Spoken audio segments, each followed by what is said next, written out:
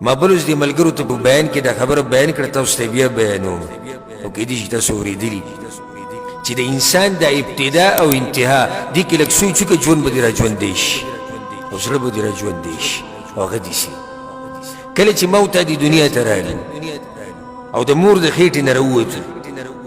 نو موږ د دې نه خبر وو چې کوم ټیم کې زه پیدا کېدم، څوک ولاړ و ما ته،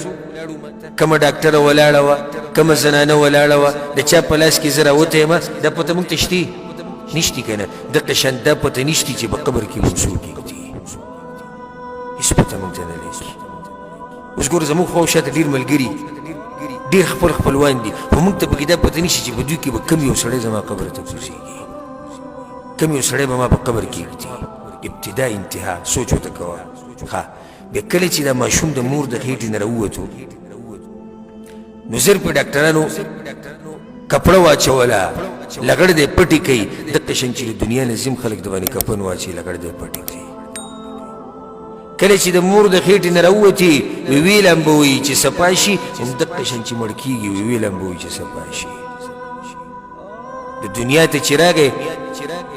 دنیا ته چې راغی نو په څه باندې نه پوهېدو، ناخبره چې ځیم دغه شاعري. ما یو فایده دا هم بیان کړې وه پای کې، دا ماشوم چې د دنیا ته راشي، که تاسو خیال کړی د لاس یې موټی کړی دي، د ماشومانو د لاس موټي همیشه دي،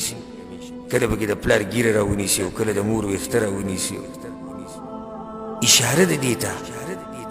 وایي ډېر هیرسي دی چې د دنیا به ټوله را جمع کوو، او چې کله د دنیا نه ځي دا لاسونه داسې کولاو پراته وي، هېڅ پکې هم نه و خالي چې لاړه ټوله بیا د لاس بندواغه کولاوي بندواغه کولاوي، و هېڅ پکې هم نه و. لوی درس زموږ دپاره په دې کې پروت دی، لوی درس پکې پروت دی. ښه کله چې موږ د مور د خېټې نه راووتو، د تیرو نه راووتو او بیا چې په قبر کې کېښودو، بیا یې تیرو ته کوز کړو، د تیرو نه راووتې او بیا یې تیرو ته کوز کړې.